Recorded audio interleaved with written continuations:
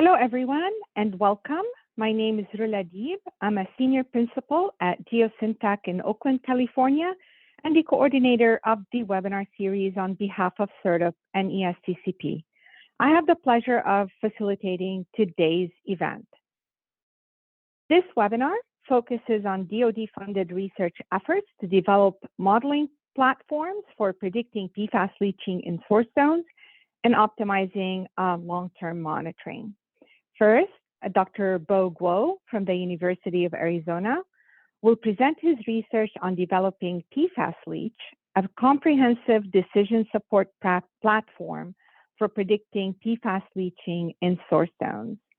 Second, Ms. Lila Beckley from GSI Environmental will talk about her work to build a free web-based toolbox for optimizing groundwater monitoring at PFAS impacted sites.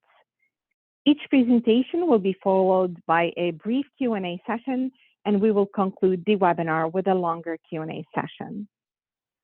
The next two slides provide instructions on optimizing your webinar experience. If you've not done so already, please download Zoom at the link shown here and provided to you in your webinar registration confirmation email.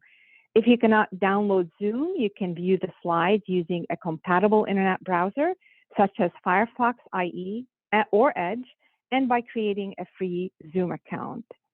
If you're unable to view the slides or if your screen freezes, try keying in Control and F5 to perform a hard refresh. And in case of continued technical difficulties, you can always download a PDF of the slides from the webinar webpage and call into the conference line provided to you in your webinar registration confirmation email. Another viewing option is to go to the SERDP and ESTCP YouTube channel at the link shown here, as we will be live streaming this webinar. Please keep in mind that this broadcast is listen only. Submit your questions by using the Q&A box on your screen. Please do not wait until the Q&A period to get your questions in.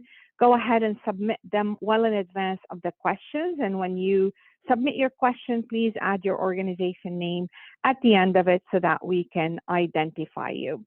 Please do not submit questions in the chat box. The chat box is reserved for comments related to technical difficulties. With that, I would like to introduce Dr. Andrea Leeson, who is both the Deputy Director of SERDP and ESTCP and the Program Manager for the Environmental Restoration Program area.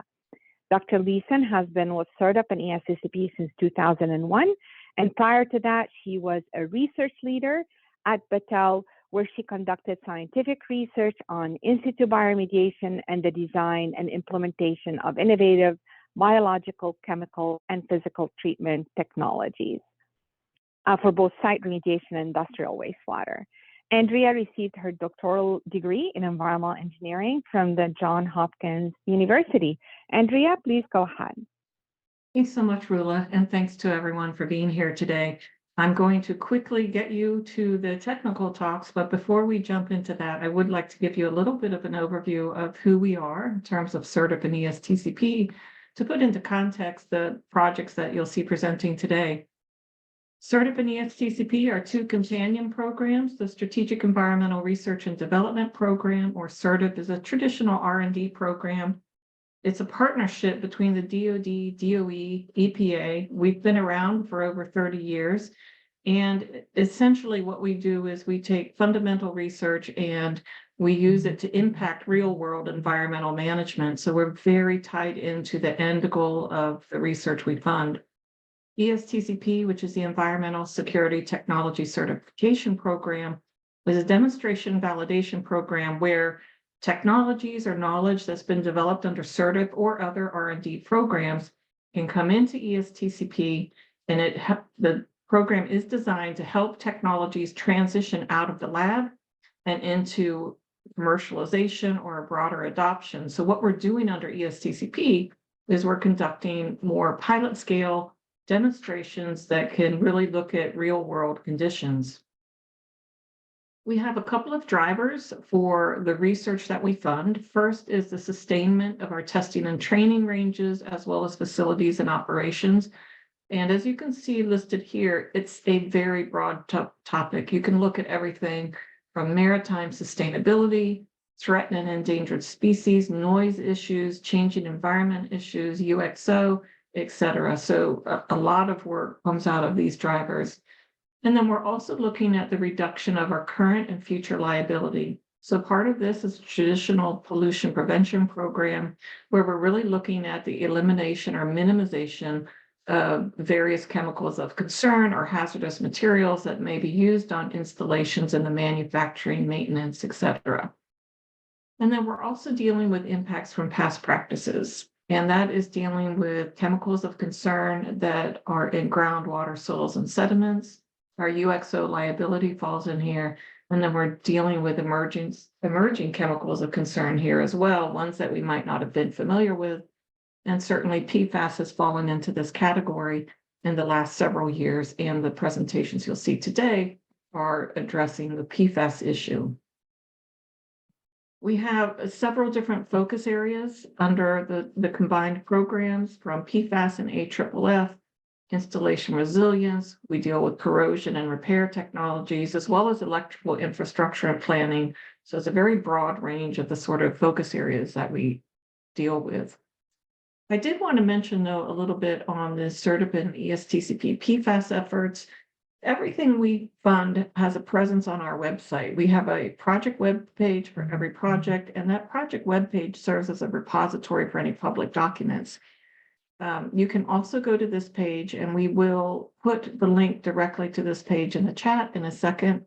And this is an interactive page.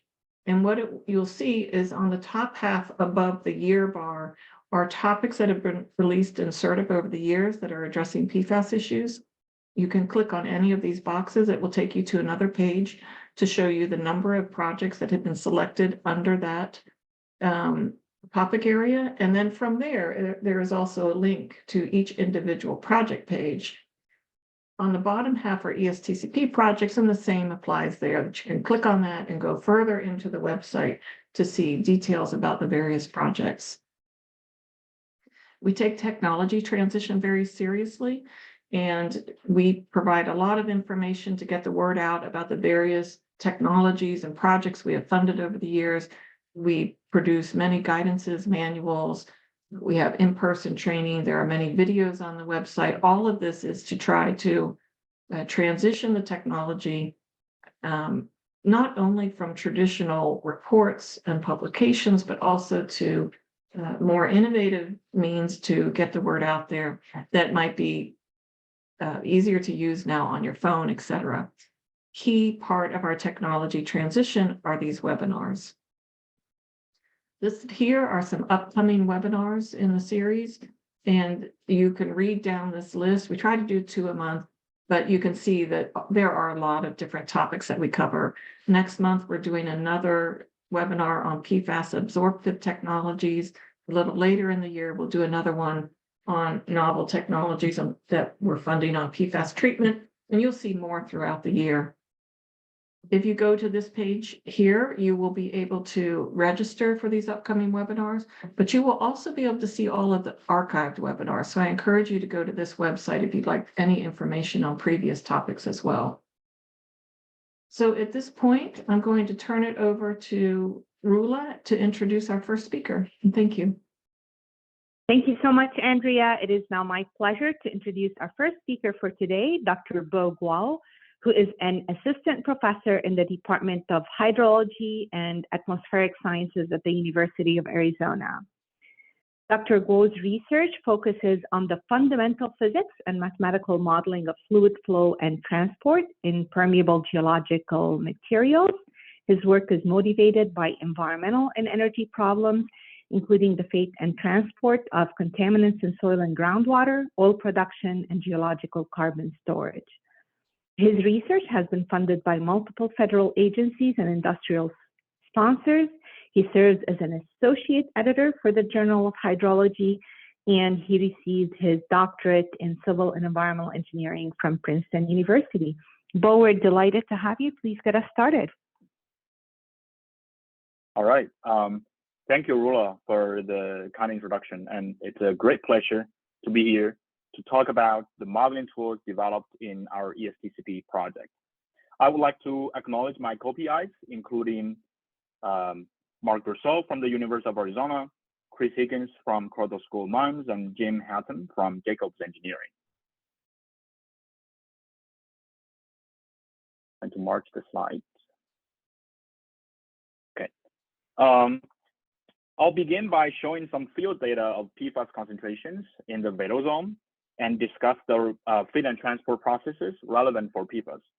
I'll then introduce the suite of PFAS leach tiered modeling approaches and present illustrative examples of each of the model tiers.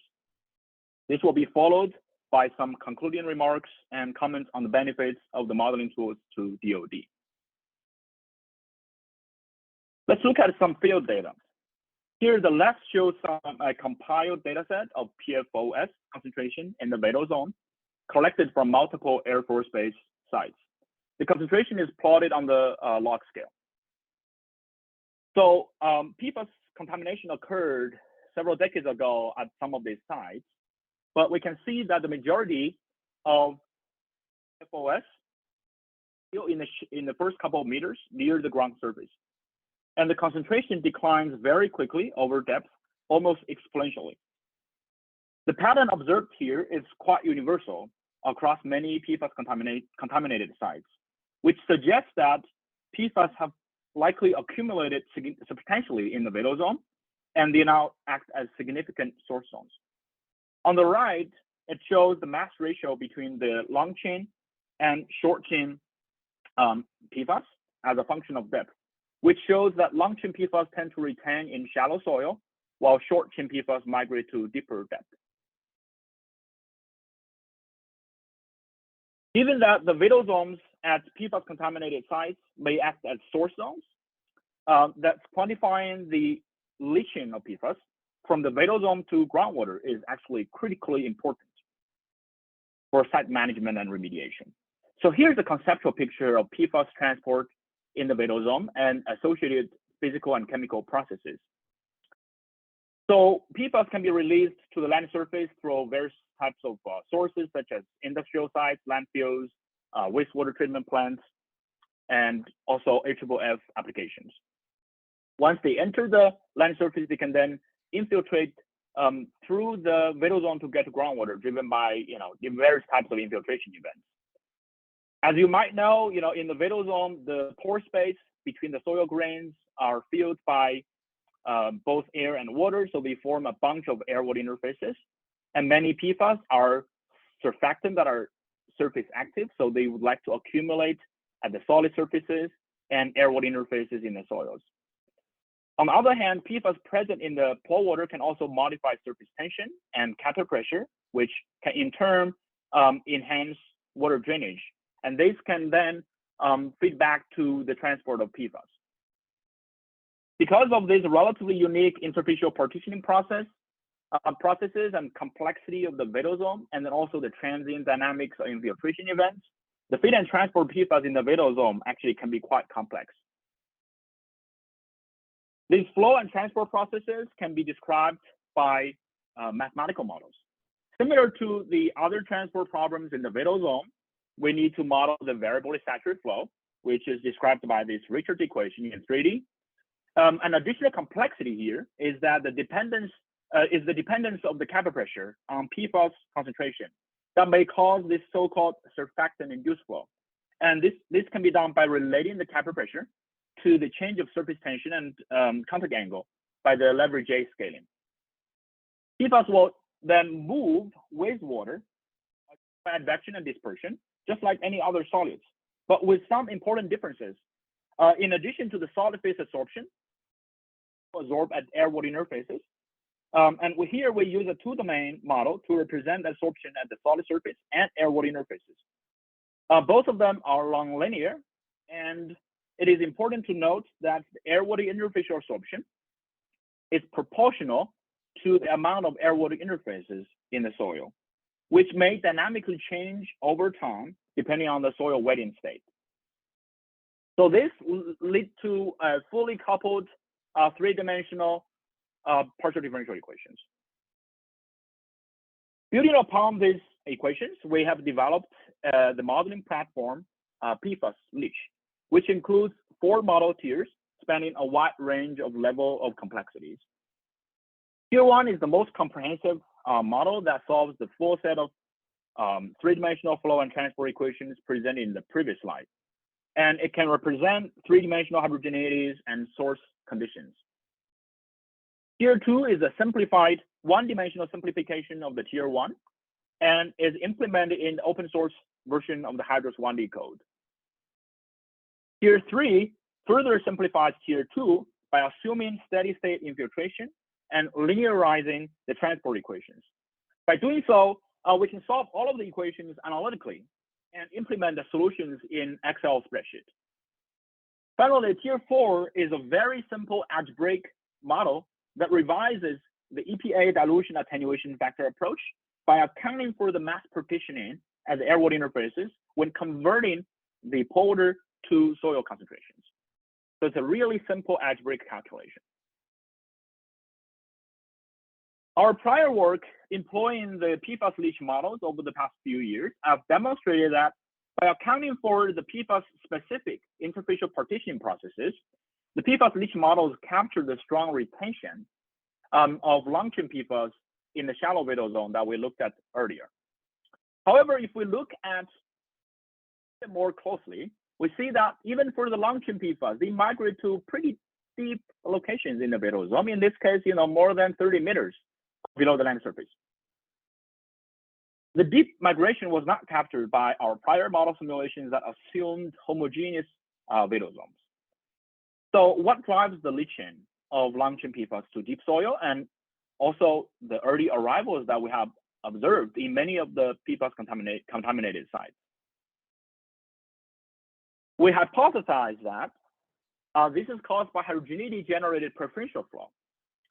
So preferential flow can be generated by different types of heterogeneities, including the presence of macropores, fractures, and other types of high conductivity channels. It can also be caused by the presence of soil lengths, leading to this so-called funnel flow. So if you were to look at a snapshot in time of the water flow in the vado zone, oftentimes you will see this highly channelized flow path developed in the presence of heterogeneity. So in the next few slides, I will illustrate how we can use this comprehensive Tier 1 model that can represent these different types of heterogeneities to test this hypothesis. We'll see that actually will lead to some very interesting phenomenon that we have not seen for other contaminants before. So here I'll first illustrate the concept using a very, very simple toy test case where we simulate the leaching of PFOS in a homogeneous vado zone on the left, or in a vado zone with a sandy lens in the middle, or with a clay lens in the middle. Everything else remains the same for all of these 3 scenarios. The first row shows the time snapshot of the concentrate of the solution, of the simulated solutions in time. And the first row shows the total soil PFOS concentration. The second row is water saturation, and the third row is air-water interfacial area. So we can see that PFOS actually migrates faster in the presence of the soil lens, especially in the presence of a sandy lens. And we can see that there's preferential flow developed, and along the preferential flow pathway, the water saturation is greater and air-water interfacial area is reduced. Okay. So, well, you may say that we know that preferential flow accelerates solute transport due to greater polar velocities. So really nothing new. However, what's new here is that the preferential flow has much greater water content than the background flow. And because of that, the air-water interfaces are destroyed. That leads to greatly reduced PFAS retention along those preferential flow pathways. And this led to accelerated leaching of PFAS on top of these accelerated polar velocities that we have seen for other contaminants. And this is a phenomenon unique to PFAS, especially those more surface active, longer chain compounds. Now, do these preferential transport mechanisms play a role in field type heterogeneities, which usually are much more complicated? So now we consider much more complex heterogeneities where we stochastically generate flow channels and soil length based on the geostatistical information collected from real vital zone sites. Parameters are correlated in space, and we also correlate the geochemical properties with the soil hydraulic parameters. And then we apply this comprehensive tier 1 model to simulate PFAS leaching in these complex heterogeneous vital zones. We've simulated a wide range of conditions.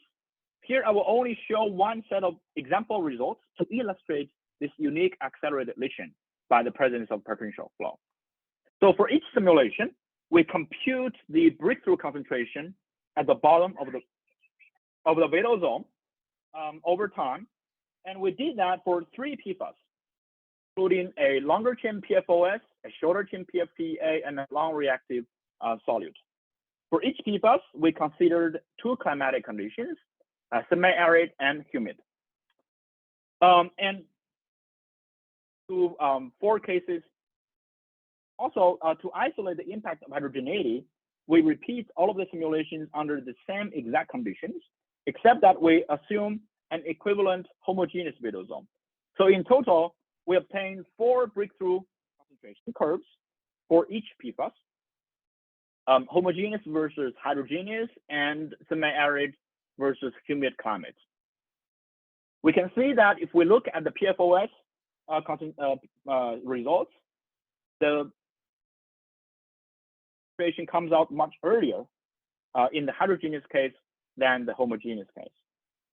And different types of metric can be used to measure this sort of accelerated leaching. And here we use this movement of the center of mass through the vital zone between the heterogeneous and the homogeneous. And by doing so, we get a ratio of beta, which represents the accelerated leaching. Beta would represent in the presence of heterogeneity. So if we look at the PFOS, we can see that the ratio is about 3, and the shorter chain PFAS is about 1.2 and 1, and then the long reactive tracer is almost 1. So this illustrates that the acceleration increases for longer chain PFAS, and it's really unique for this surface active long chain PFAS. We also show that the vital zone, this unique accelerated leaching increases for stronger heterogeneities, which we're not showing the results here. Now let's talk about the second example to demonstrate how the 1D tier 2 model can be used to simulate pore water concentrations measured by sampling isometers, and how this can be used to constrain the model for predictive simulations. Charles Schaefer, the PI of the SERDP ER18-1204, shared a nice set of very nice data collected at a field instrumented test cell at an AFFF impacted site. The data set includes depth discrete soil PFAS concentrations, soil moisture, and pore water PFAS concentrations at multiple depths and locations at the test cell. Here are some examples of soil moisture collected by soil moisture probes at 3 locations. Pore water PFAS concentrations are sampled and measured for multiple sampling events indicated by these gray bars on the figure. So using all of these data sets as the inputs, we can run the tier 2 model in a predictive mode without any parameter tuning.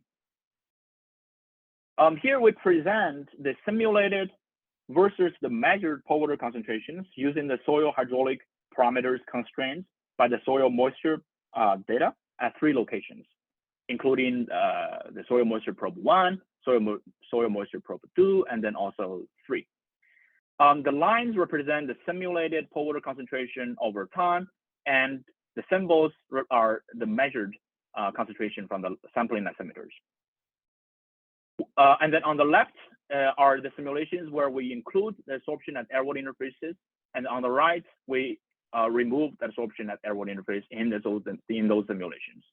The first row are for PFOS, and the second row are for PFOA. We can see that in general, the model and data are in agreement when we include air-water interfacial absorption, but when we exclude that, then the model would significantly overestimate the pore water concentration. On the other hand, the air-water interfacial absorption also appears to be a primary factor influencing the concentration of PFAS in pore water. Having the model constrained by these independently determined input parameters and lysimeter pore water data, we can then apply the model to simulate long-term leaching behaviors at the site. So we present the simulations in the same format. The first row is PFOS, the second row is PFOA, and the first column where we include air-water interfacial absorption, and the second column we exclude it. And we can see that, and we pick two of those set of parameters from the soil moisture probe 1 and soil moisture probe 3. We can see that the air-water interfacial absorption significantly delays the PFAS mass discharge to groundwater. And if we compare the simulations using the soil moisture probe from location 1 and location 3, this indirectly represents impact of site spatial variability or heterogeneity, if you want to call it that way. And by comparing the PFOS and PFOA, it appears that the impact of heterogeneity on mass discharge or spatial variability increases for more interfacially active PFAS, which is PFOS in this case.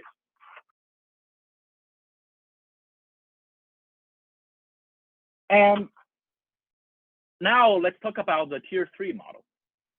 As mentioned earlier, the Tier 3 model uses analytical solutions published in 2022 in our paper to represent the PFAS-specific attenuations in the vadose zone. The analytical solutions account for rate-limited absorption at the solid surfaces, as well as absorption at air-water interfacial interfaces and solid surfaces. The kinetic solid phase absorption has been shown to be an important process from the soils collected from field contaminated sites.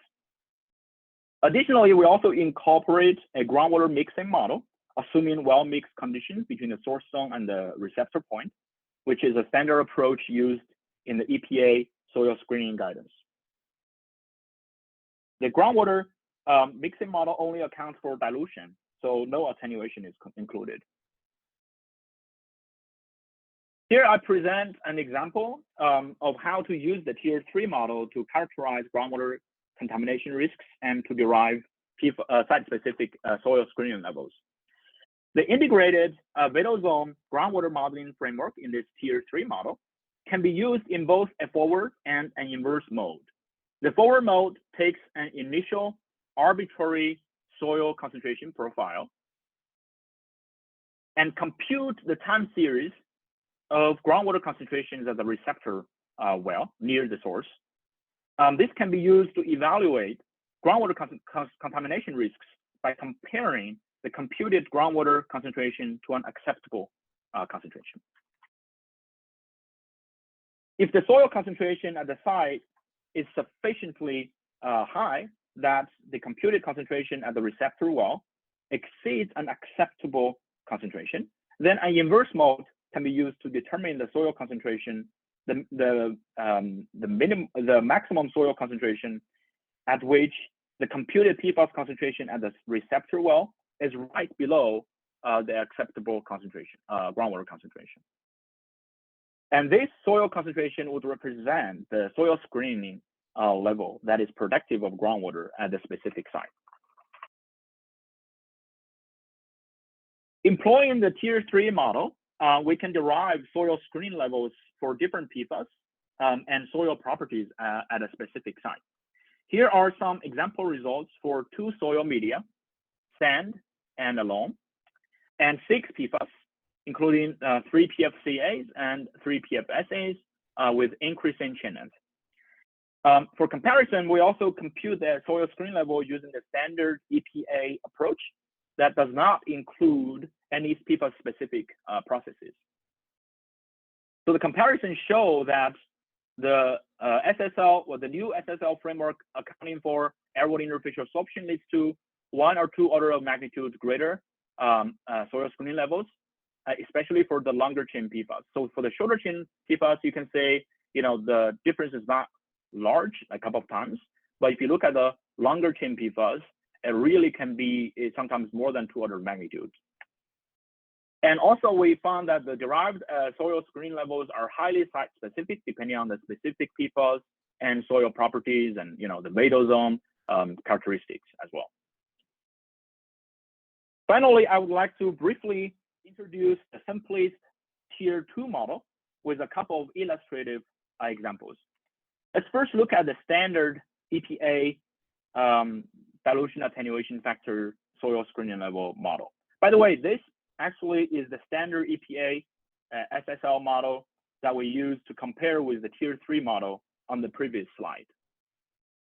So in this standard EPA model, an acceptable groundwater concentration is multiplied by the dilution attenuation factor to obtain the concentration in the soil leachate. And then this is then further multiplied to account for the mass distribution in the solid surface absorption and also the partitioning to the air phase to obtain the total soil concentration. Here, the partitioning of the contaminant at the solid surface and to the air phase is considered, but however, as you can see, it does not account for anything related to mass partitioning at airborne interfaces. Our Tier 4 model made a very, very simple revision where we basically added this term, KAW multiplied by this airborne interfacial area divided by water content to account for the mass partitioning to the airborne interfaces when converting the polar concentration to the soil concentration. And so, if we don't consider these other additional processes, then we get a very simple model where the only extra term compared to the standard EPA model is this term representing airborne interfacial absorption.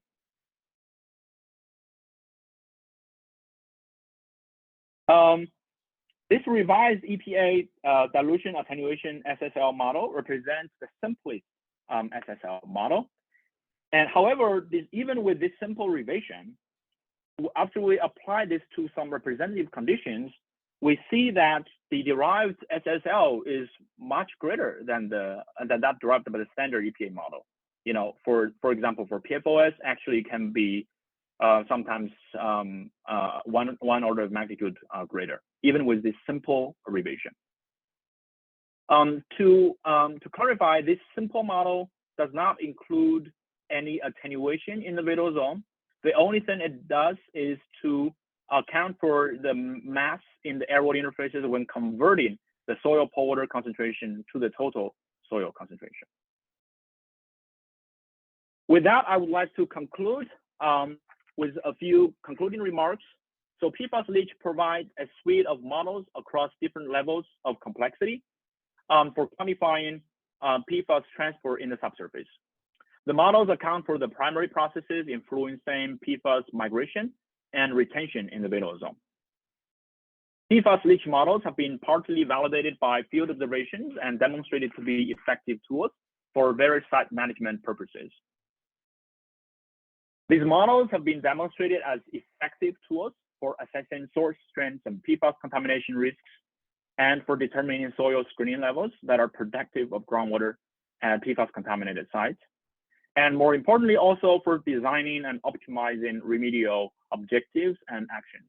We're very excited to see this being used in the field to solve real problems. And with that, I would like to conclude, and I'll be happy to entertain any questions. And these are the list of publications that are related to the materials that I presented. And please feel free to let us know if you have any questions. Great, thank you for a wonderful presentation, Bo. Just a reminder to all of you to please use the Q&A box for the questions and not the chat box. We did receive a lot of questions. We're going to start with one from the Hawaii Department of Health.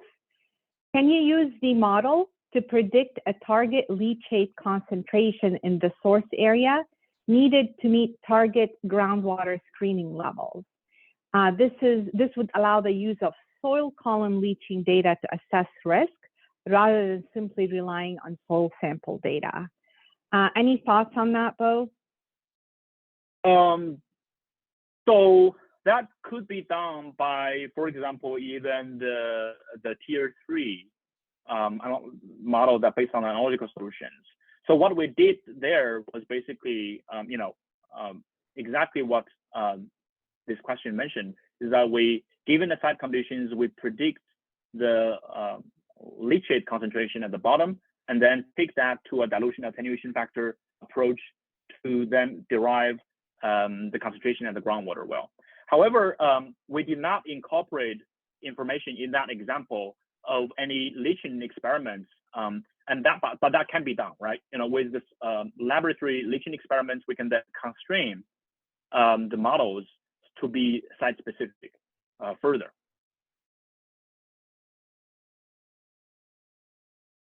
Great, thank you.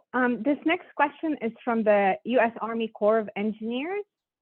For slide 37, where you derive the site-specific soil screening levels, what site-specific data do you need as model inputs? Okay, so here I did not go into the details. So it depends on so there are different options for the parameters, depending on the level of available data. For these simulations for these results that we obtained, we need the discrete soil concentration at the site, and then the soil water moisture, representative soil moisture, and then also the annual net infiltration rates. Other information needed, including the solid phase absorption capacity and PFAS absorption capacity, but those can be estimated. But the soil absorption capacity needs to be somehow measured in the lab. So some of the details will be described in an upcoming paper that we hope will be available soon. Great. And are the links for these papers, are they posted to your project website, which is highlighted on your last slide? This particular paper is still under review, which we hope will be accepted soon. So once that's published, we're going to upload that to our project webpage. It's in the Water Research Journal. Wonderful. And just a reminder to everyone, Bo's contact information, as well as a link to his project website on the SERDP and ESTCP webpage, they're included in a PDF of the slide, and you can download a copy of these slides right away. We'll drop the link in the chat box. All right, we have a very general question from DEFCON Soldier Center. You mentioned sources of PFAS in groundwater and soil at military bases, and you focused on AFFF. Are there any other PFAS sources that you would like to highlight?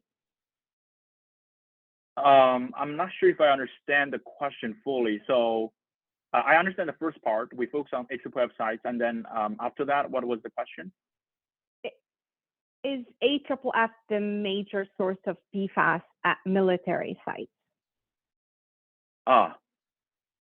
That question I don't know. We usually take those soil concentrations measured from the site by others. We are also measuring that at a local Air Force Base site in Tucson. We don't know if the mainly come from AFFF, but we believe that's the case. But to see it definitely, that needs to be further differentiated. Great. I think you're right, Bo. All right. The next question is related to the availability of your model. Is it available yet for public consumption? Yeah. So some of the simpler tiers, for example, the tier 4 and tier 3, they are already available. And for example, for tier 3, if you email me, I'll share with you an open source code for this Python version. But we have been implementing the tier 3 in Excel spreadsheets. It's going to be a very user-friendly graphical user interface based, and that will take a few months to be available. But we expect that will become available in the next few months. The tier 2 is also going to be available sometime this year, and the tier 1 might take a little bit longer, but we expect in a time frame of a few months, to 6 months to maybe end of the year. Great. And a follow-up question from the North Carolina Department of Environmental Quality: what's the best way to get notifications on model availability and getting a link to the code? Did they reach out to you? Yeah, just reach out to me. That would be simple. And then we haven't finalized exactly where we want to share that, the platform, but most likely it will be made available on GitHub. And then that will be shared on, for example, our group research group webpage. Thank you so much. This next question has to do with model validation. Do you have future plans for additional lab or field validation of the PFAS leach models? The answer is absolutely yes. So in this ESTCP project, we actually have collected a bunch of very, pilot scale deep soil cores, like on the order of 1.5 meter intact, and also a big monolith, 1 meter cube that's intact. And we're conducting leaching experiments on those gigantic soils. And we're going to contrast the model simulations to those data sets where we have very controlled boundary conditions, very controlled initial conditions. So that will really represent a comprehensive validation of the model, sort of at the pilot scale between the lab and field. And we're also applying the models to various Air Force Base sites. And one of that is with Eielson Air Force Base in Alaska. So some of those comparisons will serve to further validate or evaluate the models for future use. Hopefully, we'll be providing a guidance of the models on conditions under which it can be used for certain problems or conditions under which they cannot. So that sort of guidance is what we are going to produce from this project. Great, thank you. And a related question from EPA: can you provide a little bit more detail on the field validation that has been conducted to validate the revised equations you discussed? Is that, if you don't want to go into the detail now, can you refer EPA to a publication on your webpage that they can refer to, please? I believe that is referring to the simulations of the sampling pore water data of the tier 2 model. So that's those results we're still preparing the manuscript for submission. So we expect that will probably take a few months to be or longer to be available in the public domain. But if you reach out to me, I'm happy to talk more details.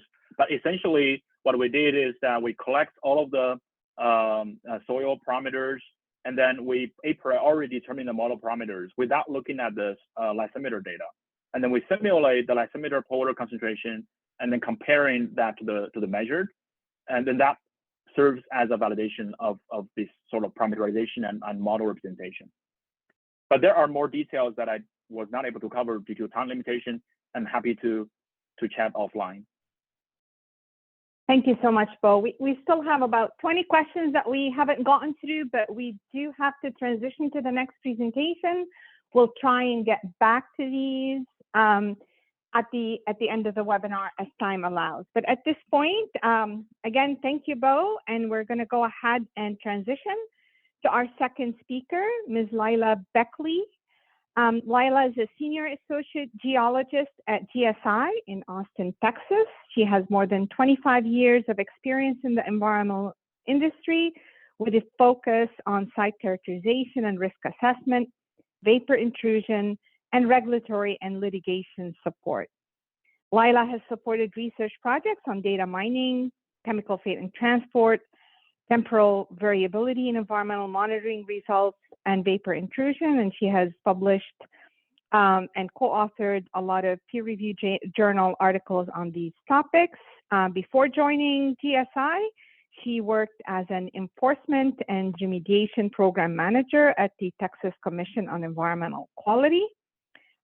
She received her bachelor and master's degrees in geological sciences from the University of Texas in Austin. Lila, please go ahead and get started, please. Great. Thank you, Rula, for that introduction. I am very happy to be here today to discuss my ESTCP project that is quite a different type of decision support platform than was presented at Bo's talk. For this project, we're developing an online toolbox to help users interpret environmental sample data for contaminants in general, not just PFAS. Before I go on, I would like to acknowledge the project team, Chuck Newell, Brandon Sackman, and the GSI coding team, as well as Dave Becker with the U.S. Army Corps of Engineers. In this presentation, I'll discuss the problems we're trying to solve with this toolbox and the project objective, which is development of a web app to streamline data analysis with the goal of improving the efficiency of sampling programs and groundwater monitoring networks. I'll also cover the app's concept and structure along with a number of key features. And I will close out with conclusions and a summary of benefits to the DoD. So to put this project into context, let's think about the life cycle of environmental cleanup projects. At most sites, after discovery of potential releases, there's a preliminary evaluation. The outcome generally follows two different paths. On the left side of the diagram is the easy path, the easy route, where contaminant concentrations are below some sort of action level and no remediation is needed. In this case, perhaps only confirmation sampling or closure verification may be required to wrap up the work at that site. On the other hand, at most sites, additional investigation is needed, potentially multiple rounds of investigation is needed to understand the nature and extent of contamination and evaluate remedy alternatives. This is often followed by a series of other steps, including remedy selection, design, implementation, remedy optimization and monitoring, and final verification that cleanup levels have been met. It's important to recognize that sampling and analysis is required at multiple stages in this life cycle.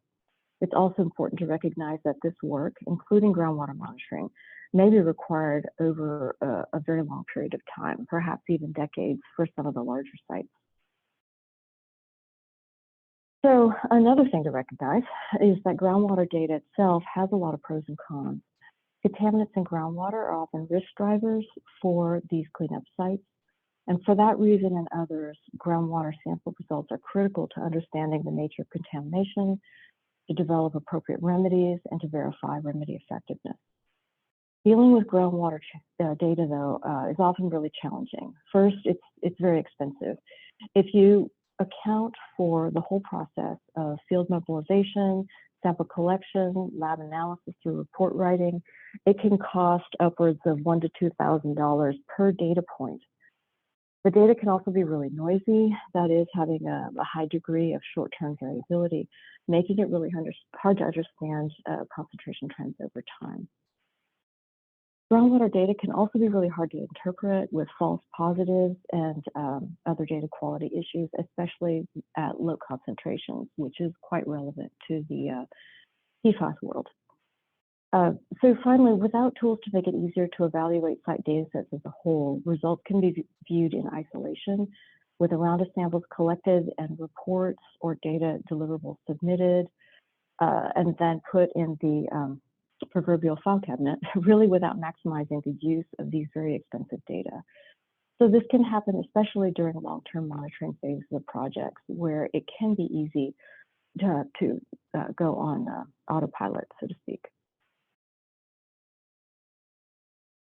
So another challenge with groundwater monitoring is that monitoring well networks usually evolve in an ad hoc way, with all the wells installed during the various investigation phases used directly for long-term monitoring of the remedy. This can create a situation where you may inadvertently be monitoring more wells than are actually needed. So the solution to this problem really is periodic optimization of the monitoring network to align the monitoring program with a purpose that's appropriate to the project's life cycle stage.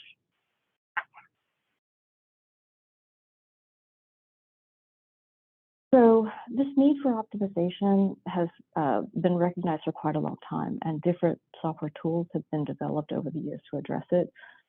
One of these tools is called MAROS, which stands for the Monitoring and Remediation Optimization System. The original MAROS dates back to 1998, actually, when it was created as a Microsoft Access database-driven tool through a collaboration between GSI and the University of Houston. Various articles were published on statistics and methodologies used, and the tool's been updated a couple of times, but the most recent update was in 2012, which is quite a while back now. Over the years, MAROS has been used widely in part because users did not need statistical or programming expertise to conduct monitoring network optimizations. The methods for calculations and decision-making were transparent, which also facilitated stakeholder communication. And ultimately, MAROS gained quite a few users in the DoD, US EPA, and states, particularly to support Superfund programs. And then it was used by private parties as well. The problems have come in, though, through the passage of time. Today, the current version of MAROS, so-called old MAROS, has a lot of shortcomings, mainly because of software incompatibilities with the current versions of Windows and Microsoft Office.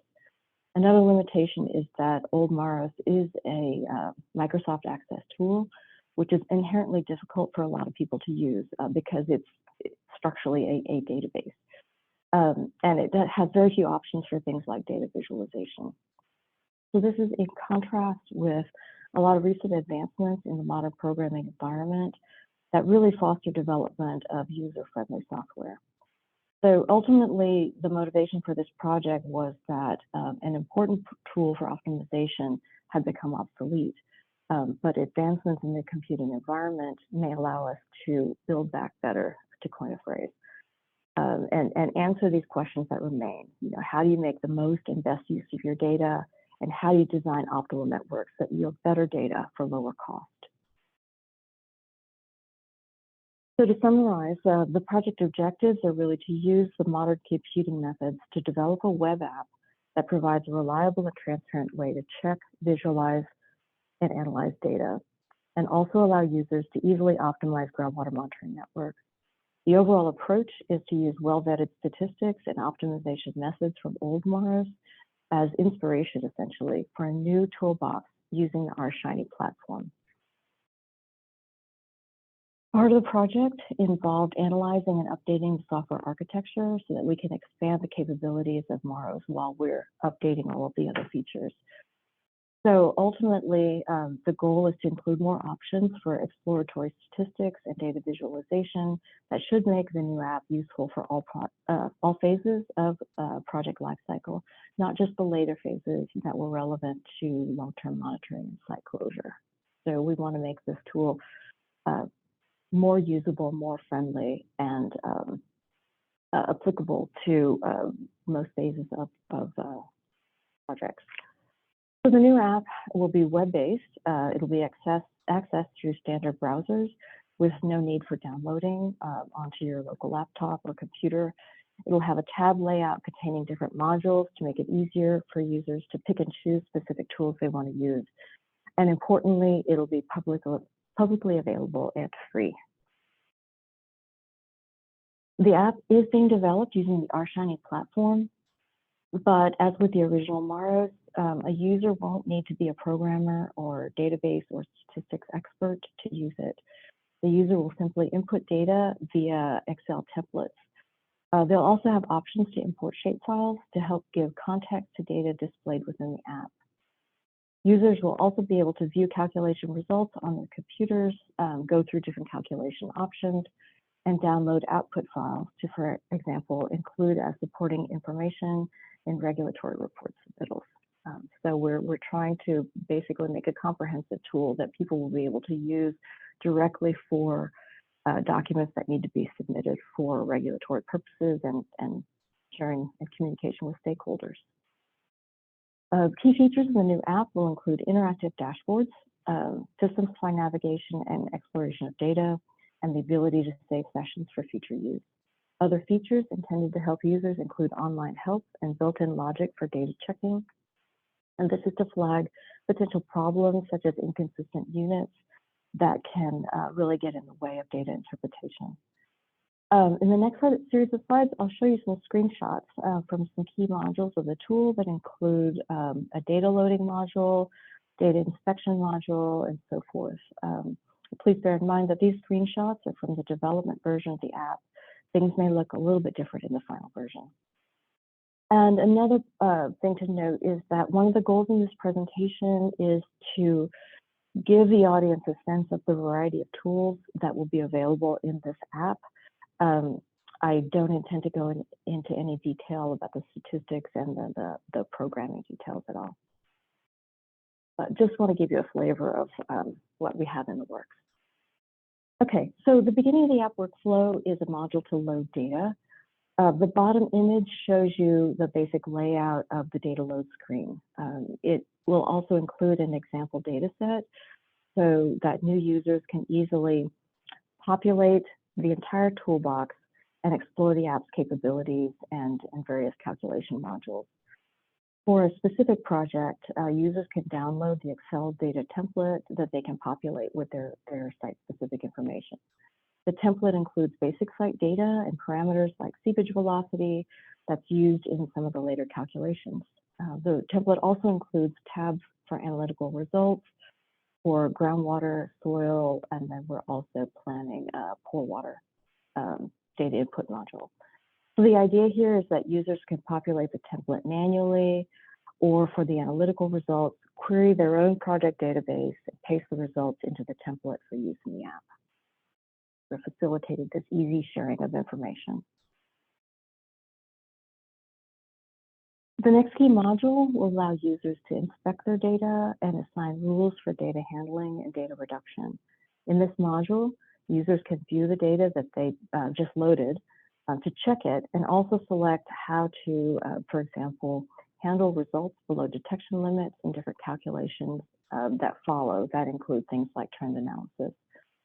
Other data handling options include managing trace data and managing duplicates, as well as options to evaluate different portions of the monitoring record. So one might use this functionality to easily study concentration trends over the whole monitoring record versus just the time since an active remedy was conducted. The screens are laid out and designed to be easy to use, walking users through different options with point-and-click radio buttons and other labor-saving devices to make it easier for users to enter their choices. The app will also allow users to explore and prioritize chemicals of concern at a given site. This tool will be helpful at sites where the laboratory analysis has included a large number of compounds. In these cases, it can be hard for a project manager to winnow the list and understand the true risk drivers for the site. So the new app should help with this issue by providing recommendations for priority chemicals based on toxicity, prevalence, and mobility. Users will be able to choose up to 5 chemicals of concern just by clicking the chemical name and dragging it into another list. They can choose these, the short list of chemicals of concern for more detailed calculations in later modules of the app, like spatial and monitoring frequency optimization. This capability is one of the many new features from the old MARAs that we're bringing forward into the new app, but setting it up in a way that's much more accessible and easy for folks to use. Okay, after data loading and inspection, users can choose statistical evaluations of results from individual wells. This module will include different stats, including basic summary information like detection frequency and maximum concentrations at each given well. Datasets can also be evaluated for outliers and normality. The individual well analysis module also includes trend analysis with choices of Mann-Kendall, censored Mann-Kendall, and linear regression. This screenshot illustrates many of the advantages of the RShiny platform that we're building into the app. So as you can see on the left side of the screen, users can select the statistical method just by clicking a button on that side of the screen and quickly view a lot of data in a short time via selection of wells or analytes using the drop-down menus on the left side of the screen. A map with a trend result is also displayed. This map is color-coded with the trend results, so users can easily see the spatial distribution of wells with increasing concentrations, decreasing concentrations, or wells that are non-detect. So it's an easy way to quickly understand the character of your data. The users can point and click on individual wells in the map, and when you do that, you can view concentration versus time charts. And then within the charts, you can click on individual data points to see the date and the concentration value. So through this combination of features, will allow users to examine a large volume of data without paging through files or reports. The data will just be available to quickly run through in the screen and just really facilitate review and understanding of the site data.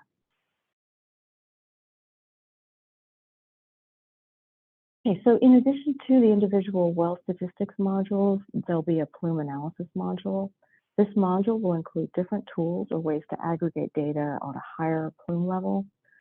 Tools range from plume stability analysis by grouping individual well results from source wells or tail or down gradient wells. This can help with understanding just the overall condition of the plume, whether it's stable, increasing, or shrinking. This set of tools will also include moment analysis, which involves spatial interpolation across wells in the network. This moment analysis can yield quantities like total mass, changes in mass, center of mass, and spread over mass. So these quantities can be used for a detailed understanding of plume changes over time, which can in turn help with things like understanding remedy effectiveness. Finally, the plume analysis module will include a series of mass calculators, again, to support a detailed understanding of environmental conditions at a given site. So in addition to estimating total dissolved mass, we're putting together calculators for NAFL mass in the Zeta zone, contaminant mass in low hydraulic conductivity zones.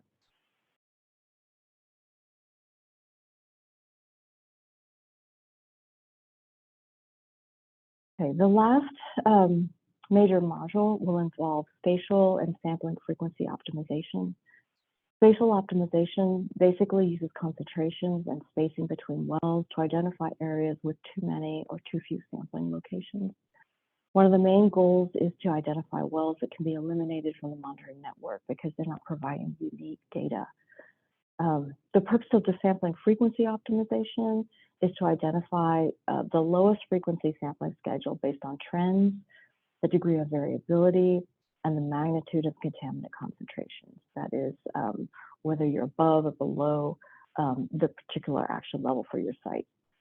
So like spatial optimization, the goal of frequency optimization is avoiding collecting data that's not really useful for decision making. You know, if you have a very consistent trend with very little change in your results from event to event, there's no need to do quarterly sampling. So the tool should calculate statistics, provide you lines of evidence to help make the case to stakeholders that maybe you can switch to annual or perhaps sampling every 2 years.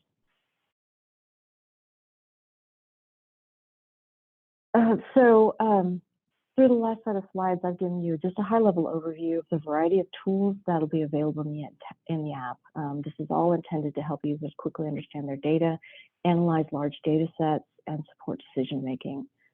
Through this project, you know, one of the things we're trying to do is show how the RShiny platform can be used to make an interactive toolbox to basically make the lives of data users easier by creating easy-to-use, flexible way for them to do a variety of tasks, from data exploration all the way through optimization.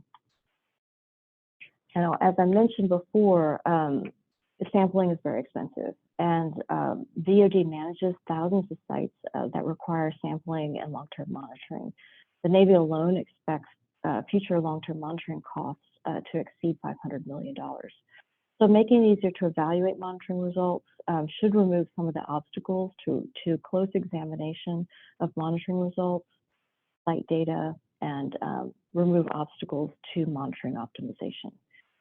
So all of these things should in turn help focus and streamline monitoring programs and reduce overall costs, which is one of the main goals of the project.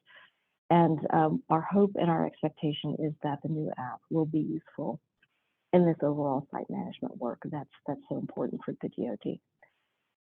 And with that, I'll go ahead and wrap up, and yeah, I'm available to answer any questions. Thank you so much, Lila. We did receive a number of questions. The first one is from EPA. Will the mass calculations include any uncertainty estimates? Yes. The mass calculations will, let's see, the mass calculations will include estimates of the mass and then the degree of variability. Also include reports on the rate of change and the number of wells and so on. So we intend for the reports to include just quick overall summaries of the network and the specific data included in the calculation, the results themselves, and then error bars, essentially. Great, thank you. This next question is from Jacobs Engineering Group. Will the new MAROS be available as an R package that can be downloaded and run locally, similar to the Groundwater spatiotemporal data analysis tool? No, we are setting it up so that users can access MAROS just through their browser. There's nothing to download to your computer beyond the data entry template. Thank you. And a related question from GEI Consultants. How will the app handle data privacy? Will user data be uploaded or retained to a cloud server owned by a third party, or will it be retained on the user's computer only? The latter. So the users maintain control of the data. Nothing is uploaded to the cloud or any other server. That's really great. All right, this next question is from GES. What can you reiterate when the new app is expected to be released? Yes, so we're still in the programming phase of the app. We expect to have a beta version ready for testing at the end of the first quarter of this year, and just depending on how the beta testing phase goes, we expect the app to be released to the public at the end of the year. Wonderful. What other chemicals of concern will be included in the new app? Will it have functionality for just PFAS, or will you include other contaminants of interest? Yes, that's a great question. The app will have underlying databases just internal to the system that will include basically the chemicals in EPA's regional screening level list, and then we'll also include 40 PFAS compounds that are analyzed by method 1633. Users will also be able to analyze data for other chemicals of concern that aren't on those lists, but you'll have limited ability to do the COC prioritization. Wonderful. Thank you, Lila. Are there other similar monitoring optimization tools? And if yes, how does your new app compare to these other tools? Yeah, that's a great question. ITRC had a work group a few years ago that put together a list of optimization and other groundwater monitoring data analysis tools. That list is a few years old now. I think the most recent update was 2019. And a lot of the tools are older. And I think the most current tools are the GWS DAT tool that was updated most recently in last November. So I think that's the most current tool. And aside from MARAS, that tool is also used quite a bit. There are quite a bit of differences. I think with the new MARAS, one of the things that we're trying to do is expand the capability of looking at soil data and groundwater data together, rather than focusing only on groundwater data for long-term monitoring. So I think that's going to be one of the main differences with MARAS, is that we're trying to expand the applicability so that you can basically use it as you work in a project, and then also use it to conduct the optimization. Thank you, Lila. We got another question associated with the data security issue. If the app is run as a web app, then data must be uploaded to the web server. Is there something like rShiny that deletes all the temporary files when users exit the web app to maintain any data security issues? Yeah, so that's a good point. So that as users are directly using the app, there is some temporary storage. The security that's in place is the security that applies to the Amazon web servers. So there are layers of security built in that meet the DoD requirements. At the end of the sessions, users can download all the information from their session, and then when they exit, everything is deleted. So nothing is retained in temporary storage. Wonderful. We have a lot of regulators on the line. This sounds like a wonderful tool. Do you have any concerns about regulatory acceptance of the results from the app, and what steps are you taking in order to ensure regulatory acceptance and utility? Great. So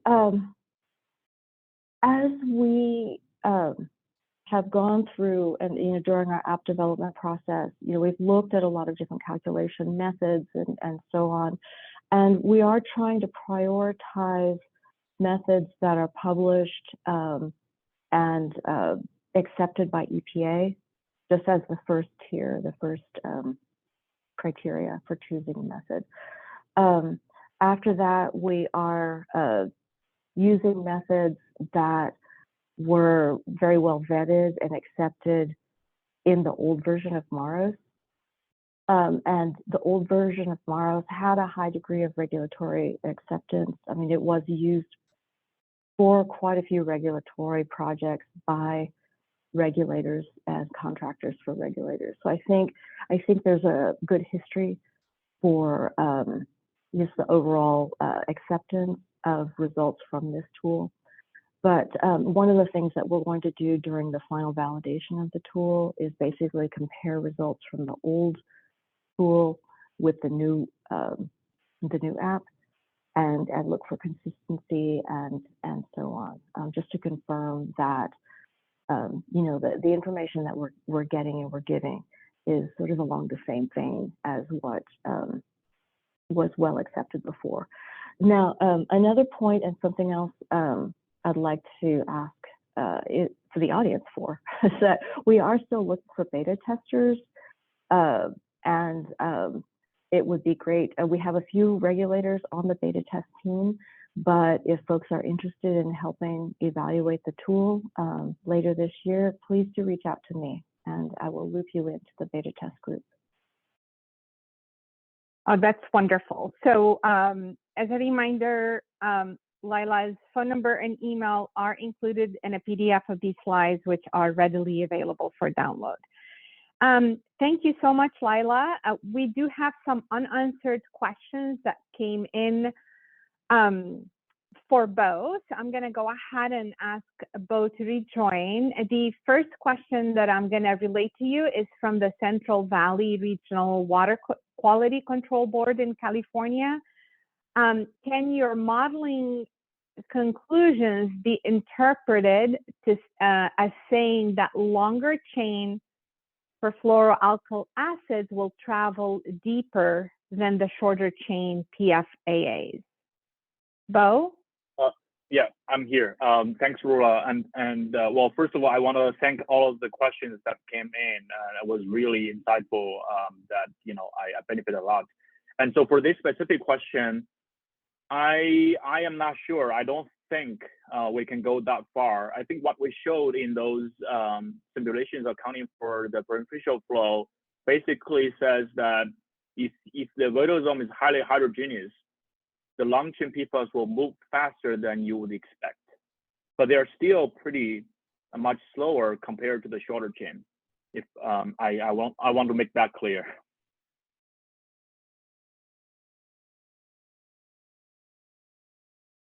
Thank you so much for the clarification. This next question is from ACOM. Do the results of the Tier 3 model take into account a specific depth to groundwater? Yes, we can. So that's an input parameter. Like you can input different depth of groundwater in the simulation. Thank you. This next question is from the University of Central Florida.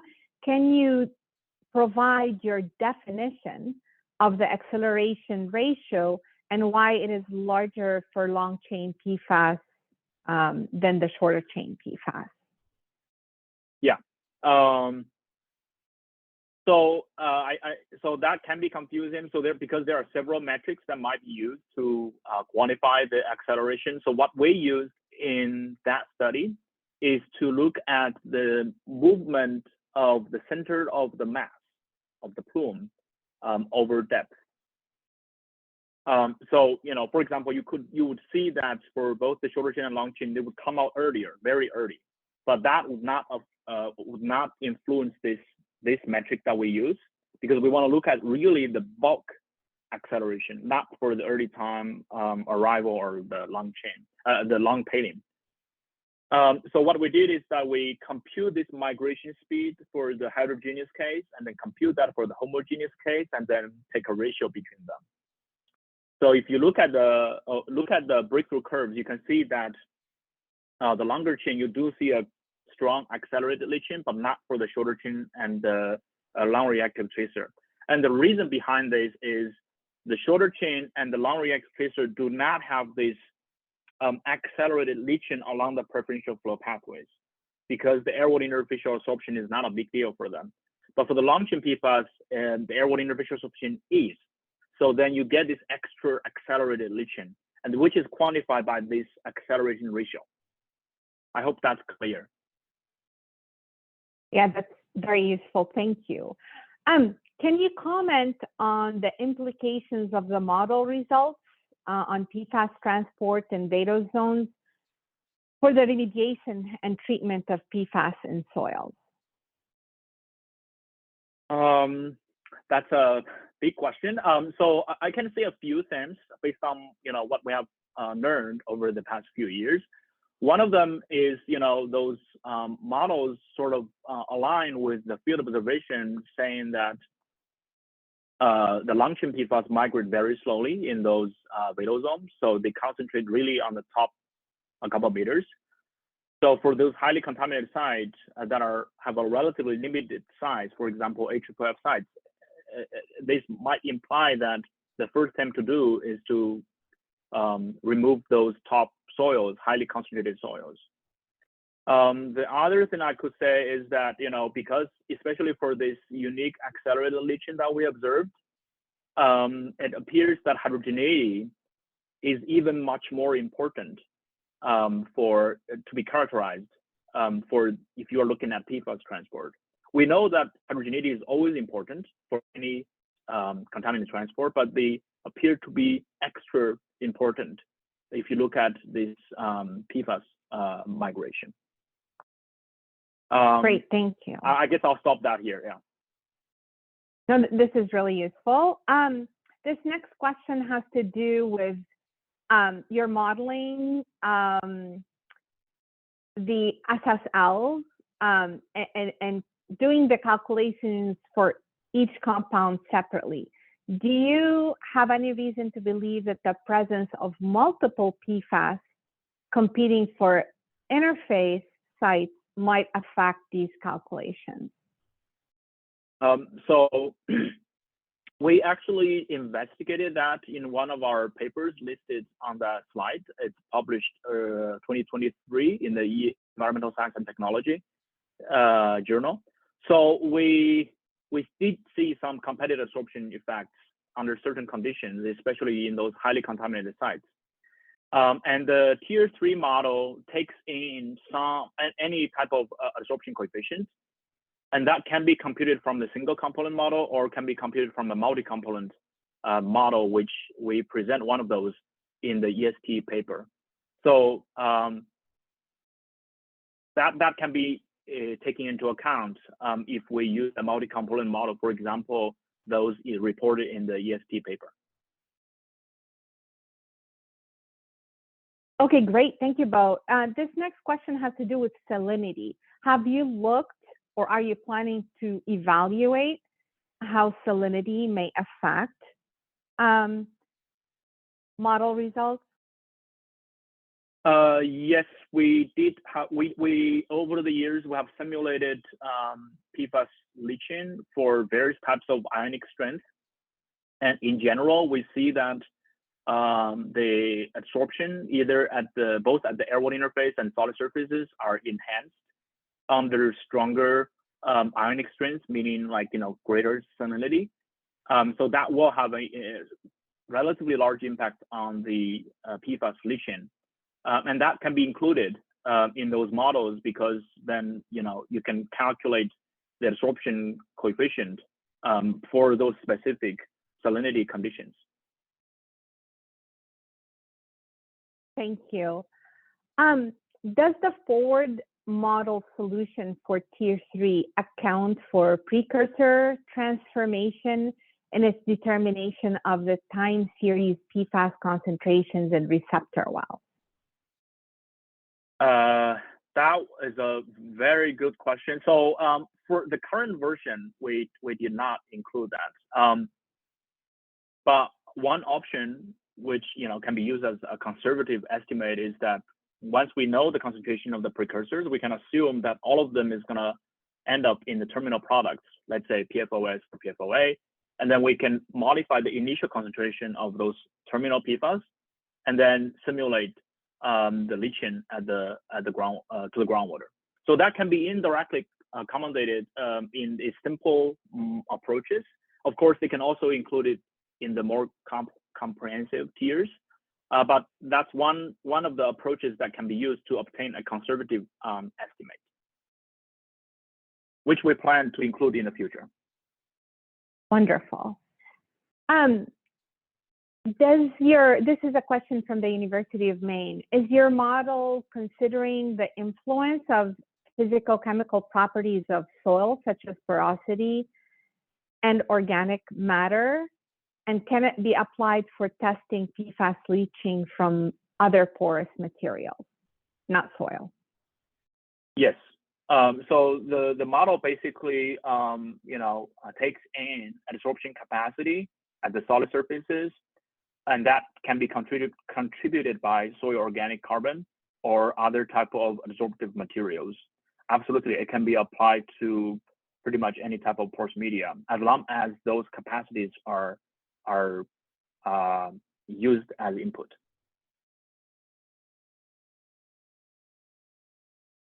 Thank you.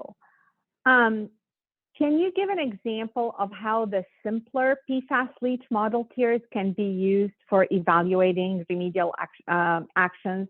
Another question related to remediation for you, Bo. Yeah. So for example, the tier 3 model, where we take in any initial soil profile that can be arbitrary in the vertical, and then the model will produce a time series of water concentration in the receptor well. And so, for example, if we are evaluating different type of remediation strategies, let's say removing different soils from different depth, and then so those strategies can be accounted for by modifying the initial soil concentration. Let's say we take away the first meter, and then that is gone, right? The concentration is gone, and then you re-simulate the concentration in the groundwater well, and that will be accounting for that remedial action. And then you can evaluate which remedial action is more effective or cost effective, like that. So that can be used for that purpose, for example. Great. Well, we're almost out of time. Thank you so much, Bo and Lila, for very engaging presentations and for taking time to answer questions. Just as a reminder for our audience, you can download a copy of the PDF right now on the webinar webpage, and a recording will be available over the next week of this webinar if you need to go back and refer to it. Just a reminder that, as Andrea mentioned, these webinars take place every couple of weeks. The next webinar is on Thursday, January 25th, on the topic of additive manufacturing. So please visit the SERDP and ESTCP webinar webpage to register for this webinar and other webinars through the end of 2024. We have at least 9 additional PFAS webinars if you're interested. And with that, we would, just before we wrap up, remind you to please take a quick moment to complete the survey that will pop up on your screen. This concludes today's webcast. Thank you so much for joining us. Thank you, Rula. Thank you, everyone. Thanks all.